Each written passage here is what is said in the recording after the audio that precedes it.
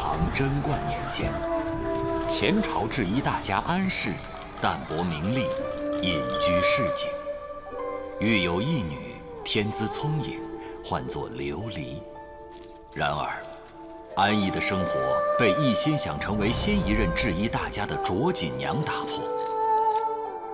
是找到师傅，还是丢掉脑袋？你自己看着选吧。安氏不得已，将女儿托付宫中旧友，任其不入院管事孙德成为义父。琉璃只此女扮男装，隐姓埋名，唤作窦衣冠。窦衣冠，才人面前岂可如此无礼？他就是当年救我的吴子子，他是好人，他不会害我的。是我师父，天下第一针，安大家。10年光影流转，无奈天赋难掩，琉璃随手缝制的小绣件儿，竟使得卓锦娘看到昔日安氏的制衣手法。我必须要找到这些荷包的出处，才能安心。那孙内侍可否将窦衣冠让给我呀？孙德成担心当年之事暴露，危及琉璃性命，决定冒险送琉璃出宫。阿伯，琉璃永生永世都不会忘了阿王的养育之恩。琉璃往后不在您身边，您老一定要保重身体，好好活下去。我听说琉璃当年根本就没死，在宫中活得好好的。哎呀，琉璃呀，咱们都是一家人，应该互相帮衬才对。不能进去！哎，小娘子，我表兄的财物在哪儿？还我！我不是还你了吗？你该不会告诉我，我表兄的遗物就是这些玩意儿吧？这个女人在这里颠倒是非、胡言乱语，直接丢出去，最省事。我不能拿你怎么样，但河东宫世子可以，他已经找人打探你的身份，恐怕很快就会来找你的贵姓。我虽然捡到了你的包裹，可为了避嫌，根本不曾打开。赶紧戳呀！这根本就是你们兄妹俩串通好的，想找个好骗之人，狠狠敲诈一笔。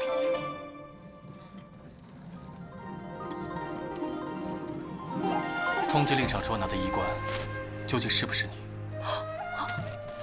是我，我便是通缉捉拿的衣冠小豆子，也是裴郎君认识的民女玉儿。究竟哪个才是真的你？我这是怎么了？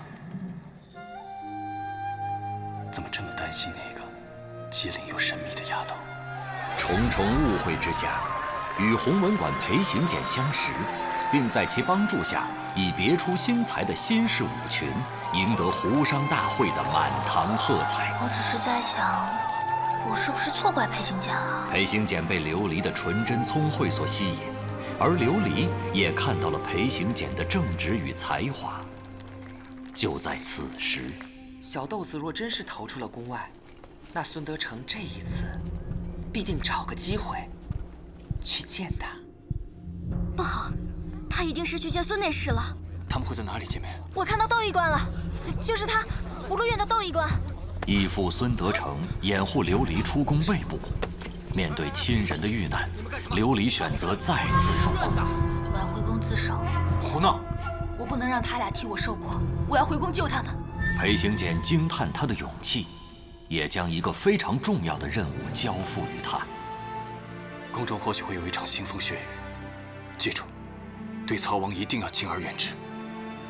有人对太子不利。裴行俭暗查曹王，得知曹王私自运输了一批铠甲。裴行俭想让琉璃设法在宫中向太子传递重要信息，阻止曹王私运胄甲。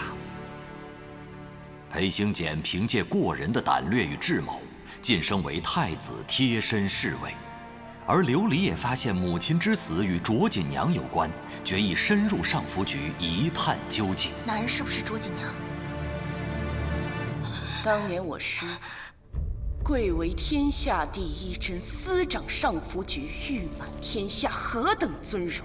可结果呢？落得家破人亡，身败名裂，连自己的女儿都保护不了。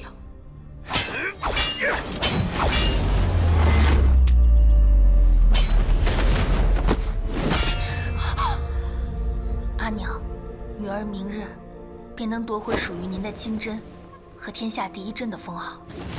你怎么在这儿？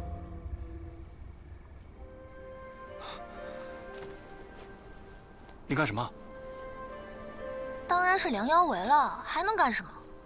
以后切记不可这么贪杯，莫要忘了，你自己是女儿身。小豆子，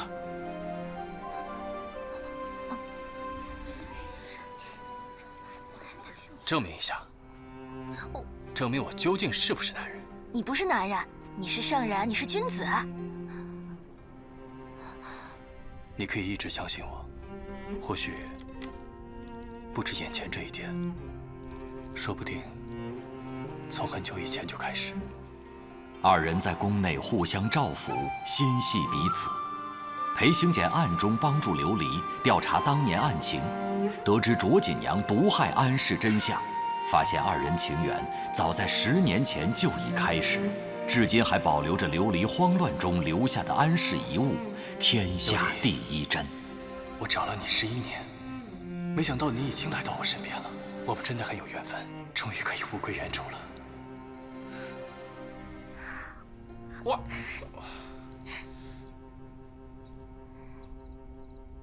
小豆子的制衣技艺，真的有可能源于师傅。此时的卓锦娘已对琉璃的身份产生怀疑。危机将至，裴行俭为保琉璃安危，不得已献出金针，打消卓锦娘疑虑。这就是代表着天下第一针身份的金针。琉璃，你放开我！我怎么自以为了自己的安危，将阿娘的金针赠给害死我阿娘的仇人？这比杀了我更让我痛苦。金针事件使得裴行俭与琉璃心生嫌隙，琉璃根本不原谅裴行俭。我不想看他。窦医官现在不光是外伤，更重的是心病。说今后再也不想见到你了。琉璃，你腿怎么了？这是我的事，你还不管。当初你在佛祖面前求了一枚下下签，接连2次，我暗中挡了回去，所以才有了最后的上上签。你说什么？小豆子，你和我还真是很有缘分呢。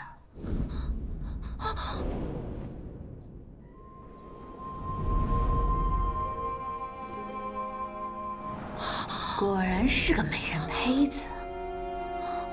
小豆子不见了，也有可能是曹王和杨妃把他捉走了。琉璃不忍看到曾经陷害母亲的凶手得逞，却也深染剧毒。我也在找解药，可是这毒无药可解。我很清楚他现在的痛苦。就算他是我的性命，我也会治好你的病。裴行俭，你到现在还不明白吗？我不怕死，我怕的是直到死，阿娘的冤案仍不能真相大白，阿娘天下第一针之名仍被杀母仇人篡夺。只要找到一种叫做绝壁雷公藤的草药，就一定能治好你的病。这是我的贴身之物，就让它替我陪着你，安心等我回来。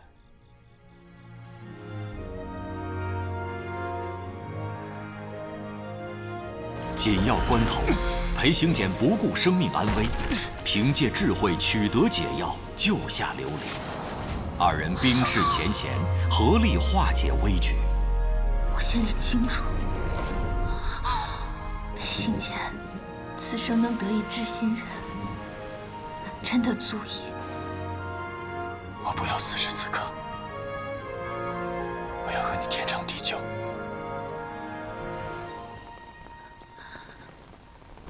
太宗驾崩，太子李治继位，安氏平反，卓锦娘罪有应得。献医杨妃，今早早有据，铁状如山，真赃实犯，罪无可赦。琉璃，我不想死，放了我吧。琉璃，琉璃与裴行俭历经生死，真心相爱。高宗感念三人友谊，下旨赐婚。裴行俭在恩师苏定方以及一众友人的祝福下，最终迎娶了库迪琉璃。你知道我忍得多辛苦吗？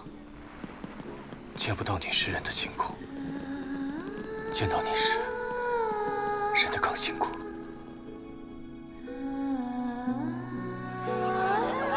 两人喜结良缘，终成眷属。然而，大婚的喜气还未消散，更大的危局便已来到了他们身旁。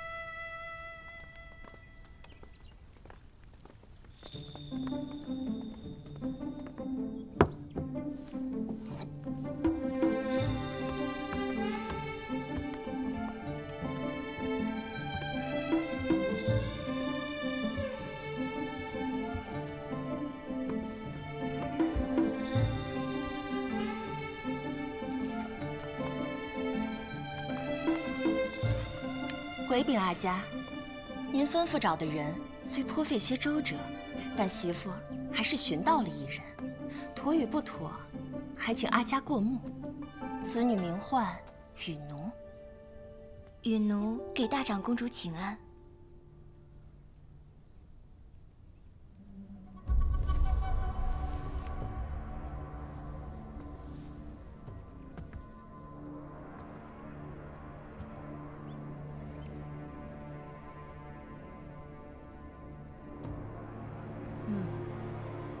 像，真是像。阿崔，这桩差事你办得很不错。谢阿家。阿卢，裴守约那边可有什么动静？回禀阿家，裴守约和那位心腹甚是恩爱和睦。我送他们那座新宅院，他们住的可还称心啊？阿家手段高明。裴守约虽是中眷裴的宗子，所谓长者赐，不敢辞。不过，据说裴守约已经在悄悄地看新宅院了，估计是想尽快搬离那儿。悄悄的，想必这裴守约还瞒着他那心腹。既然那库迪氏不知道这座宅院的妙处，便由雨奴去挑明吧。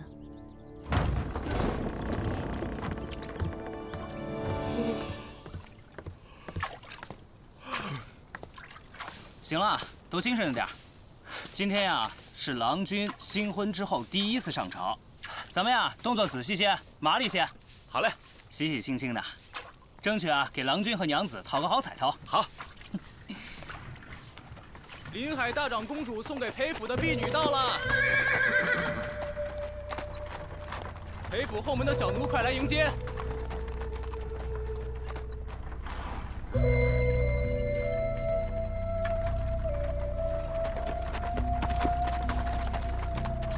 成，大清早的发什么愣呀？我是见鬼了吗？呸呸呸！混说什么？郎君和娘子尚在新婚，莫要说这些不吉利的。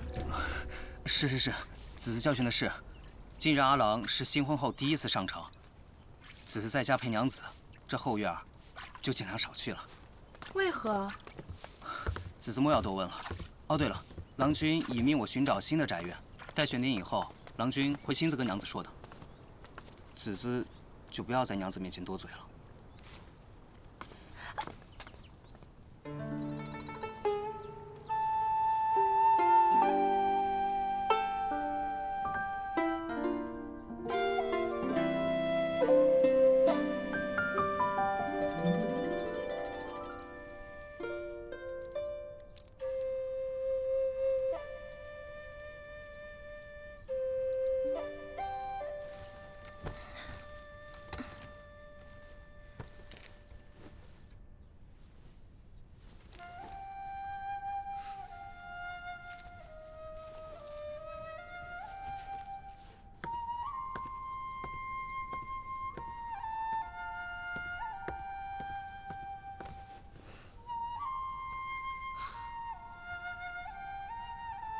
你昨夜睡得可好？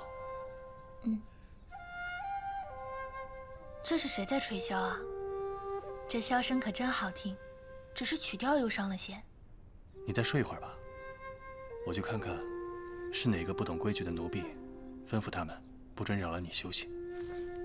这种小事儿，我让安妮去看看，吩咐一声就行了。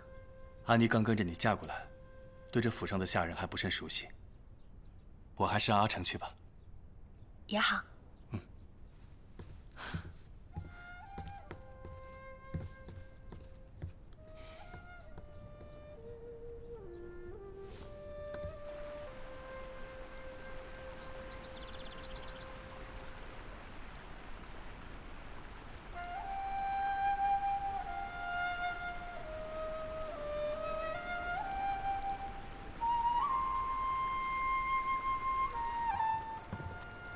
娘子起身了。阿妮，这箫声是哪儿来的？好像是后花园。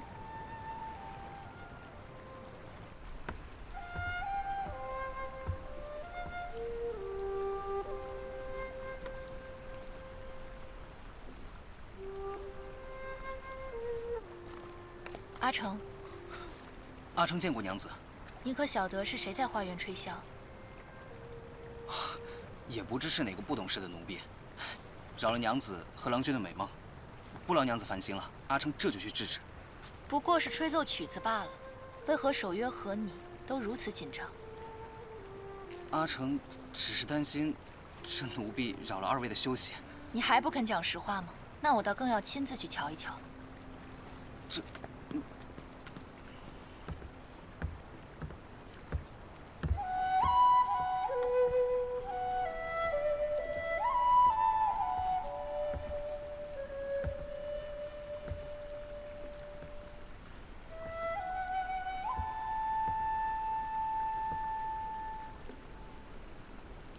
你是何人？怎敢在我裴府如此放肆？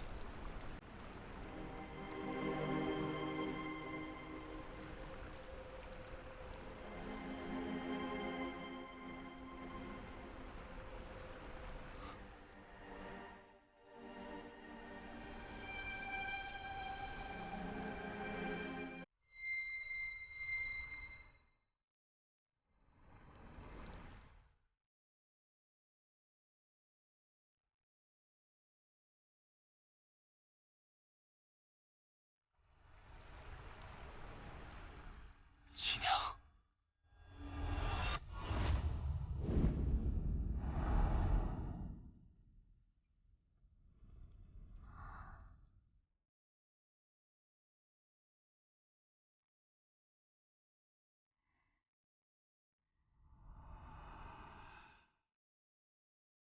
箫声怎么说停就停了？娘子，还是和阿郎一起用早膳吧。这件事阿成处理就好了。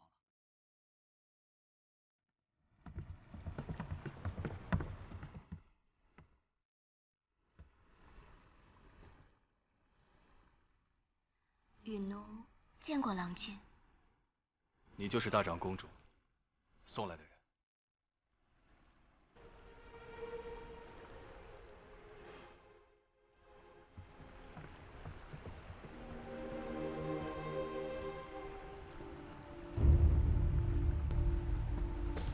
娘子千万不要误会，事情真不是您想的那样。既然怕我误会，就更该对我说实话。阿成，这女子和守约可是旧相识。回娘子，郎君与奴之前并不认识，只是不知道大长公主从哪儿找来这么一个和陆家娘子长相如此相像的人，就连这箫声也有7、8分相似。你说雨奴长得像郎君先前的夫人？雨奴不过是一个身不由己的可怜人，如今入了裴府，能依赖的只有郎君。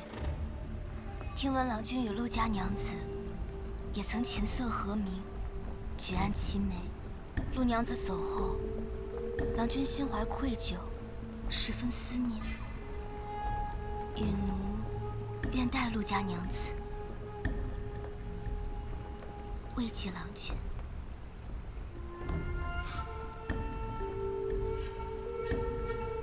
大长公主还真是步步为营。阿妮，雨奴的买奴器呢？不曾送来。娘子要雨奴的买奴器作甚？难道是要把它卖了？娘子，这万万不可呀！大长公主送来的，说是个女婢，其实也算半个主子了。这供着也就罢了，哪敢往外卖啊？而且就算我们要卖，恐怕也无人敢收。谁说我要卖啊？那娘子是要做什么？作为心腹，我也该和守约一起去给大长公主请安了。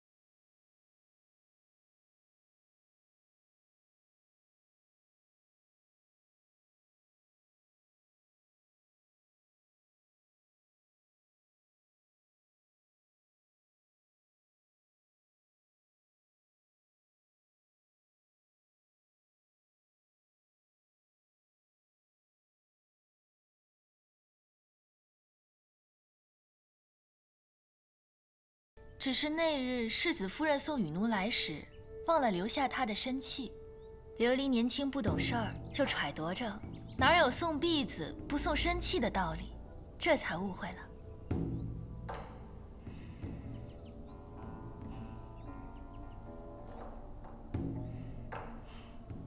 阿崔，你到底是怎么办事的？这知道的是你一时大意疏忽了，不知道的还以为我故意刻薄呢。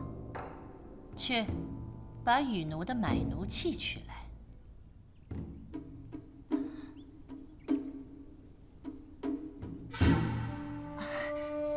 是。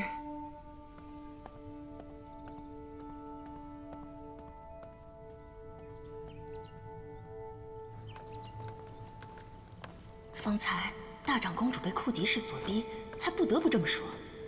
我若真将雨奴的身契交出去，她定迁怒于我，这如何是好？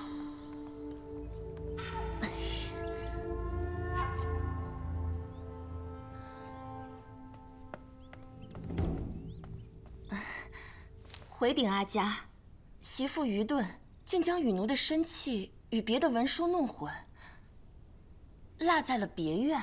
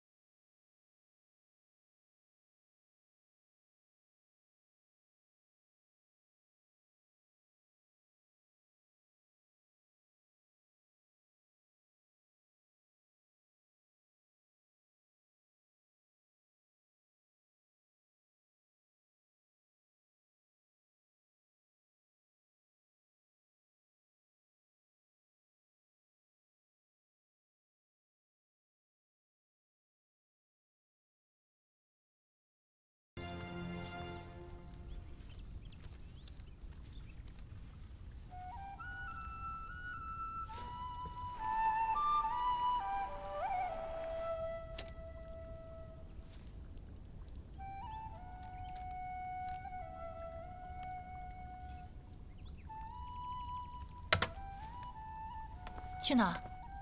那个狐妹子又吹曲子勾引郎君，我知道娘子自持身份，懒得跟她计较。我带你去教训她去。回来。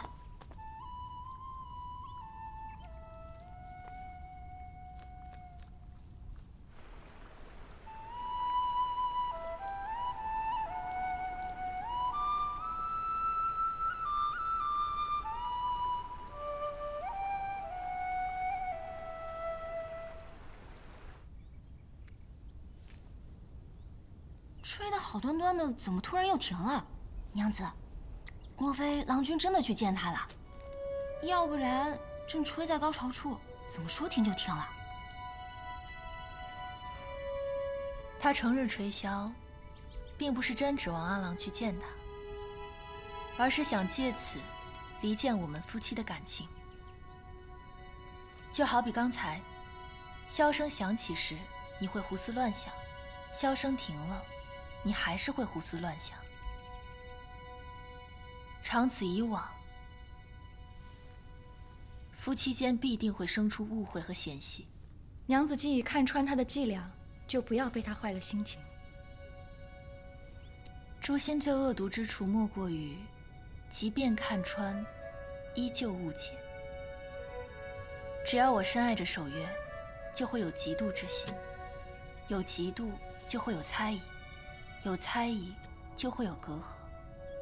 所谓关心则乱，大概就是这个意思。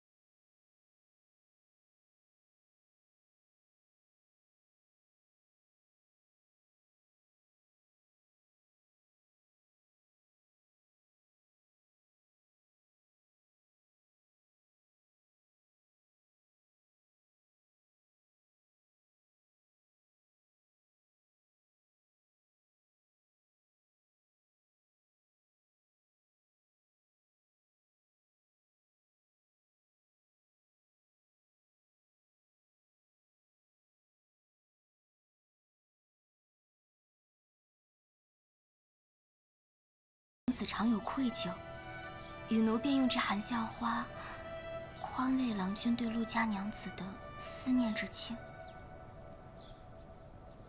这库迪琉璃虽是个狐女，可到底是在宫中当过女官，做过上福局大家的。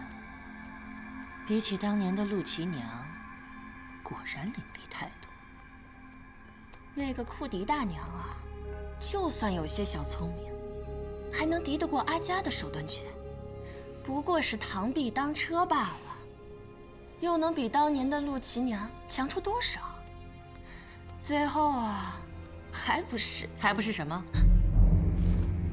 这陆琪娘的死与我何干啊？10多年前，裴守约奉母命迎娶陆琪娘，纯粹是为了让我河东公府遵守承诺，将我代管多年的裴族家产还回去。说起来呀，是中卷裴的族人太过狠辣，死盯着裴守约这个宗子的家产不放，这才逼死了陆琪娘。说到底，此事跟我有何关系啊？是，阿佳说的是。你去趟裴府，咱们得给雨奴创造点机会。媳妇明白。今日我来是有2桩事，这头一桩是要先给大娘道个歉。昨日我派人去别院取雨奴的身契，谁知别院竟遭了贼，除了金银钱帛，贼人还盗走了雨奴的身契。这世上竟还有这么大胆的贼人，敢偷河东公府的东西，还偏偏偷了雨奴的买奴契。既如此，那这事儿也就不着急。等守约抓住贼人，身契自然就到了大娘手上。不知崔夫人要说的第2桩事又是什么？近日来，大长公主常常觉得体虚乏累，御医也来瞧过几回。阿家想着去吃斋、念佛、祈福，这不，我今日来，就是遵阿家之命，请大娘一同前往。大长公主是希望我陪着她去寺院祈福。大娘知书达理的，定不会拒了在长辈身边尽孝的机会吧？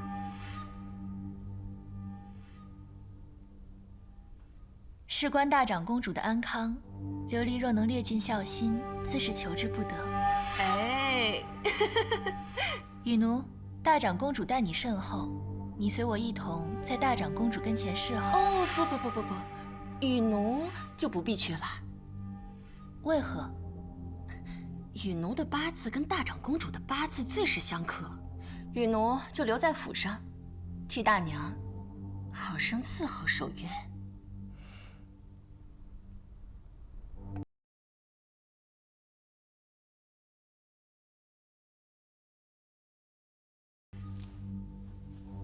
请崔夫人在大长公主面前代为回禀，雨奴定会小心服侍郎君，绝对不会有丝毫懈怠。那我就不叨扰了。明日一早我来接大娘。崔夫人慢走。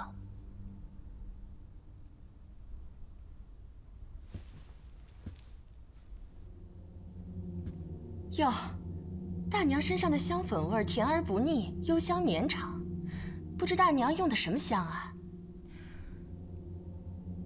这香味的确特别，却不是我的。夫人说的大约是奴婢身上的香味。家父是花农，奴婢自小在花丛中长大，常有人说奴婢身上有这样一种香气，这不是用什么香蜜香粉弄出来的。真是让夫人见笑了。哦，出落的如花似玉倒也就罢了，竟还自带体香，真是人间尤物，我见犹怜啊！怪不得大长公主会对你另眼相看。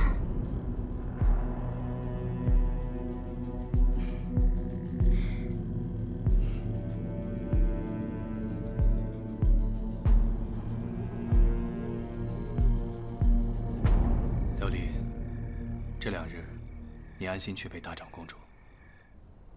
明晚我会在县衙里过夜，不给那雨奴任何的机会。倒是你，在大长公主左右，务必要多加小心。为了谋夺我们的家产，那大长公主一定会用尽各种险恶的手段。那些家产的确是我的父兄留给我的，但是我宁愿散尽那些家产，也不想看到你受到半点伤害。守约，我信你对我一心一意，你也要信我能做好你的贤内助。今后男主外，女主内，你只管专心朝堂国事，专心长安县政务，家中事务你放心交给我便好。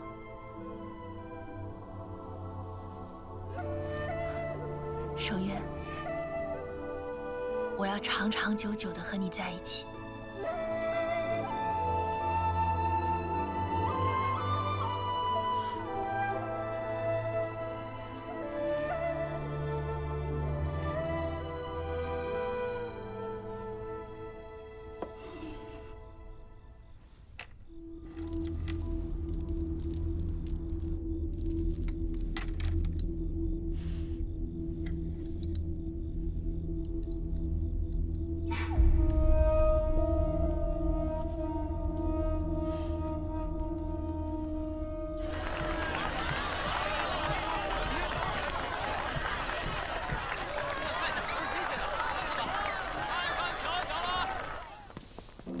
新婚燕尔，正是春宵一刻值千金之时，却让大娘陪我来这儿吃斋念经，真是令人于心不忍。不如给大娘送回去。大长公主慈爱，事事为我夫妻2人着想，琉璃自是不敢负了长辈的美意。大娘，大长公主慈悲，咱们做晚辈的更应该尽心侍奉。若大娘就此打道回府，岂不是寒了大长公主的一片慈心，还会被旁人笑话不知礼仪？顺了长辈的意思，却会被笑话不知礼仪。琉璃真的是无所适从了。这般不通世故、冒冒失失，只好带在身边，多教教才好。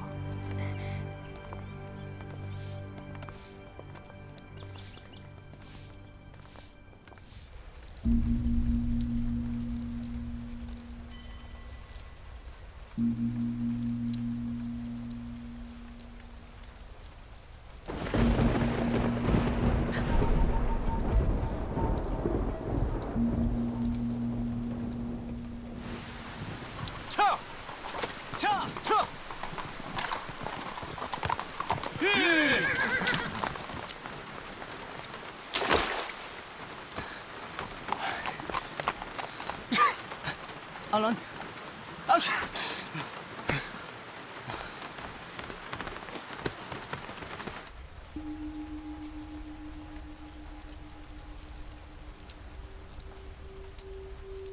这诵经念佛呀，讲究的是心平气和，心无杂念。大娘怎可如此心浮气躁呢？岂不是辜负了我此次将你带在身边的调教之心？大长公主教训的是，琉璃年轻，做不到大长公主这般眼观六路，耳听八方，既关注着琉璃是否平心静气，又可专心礼佛。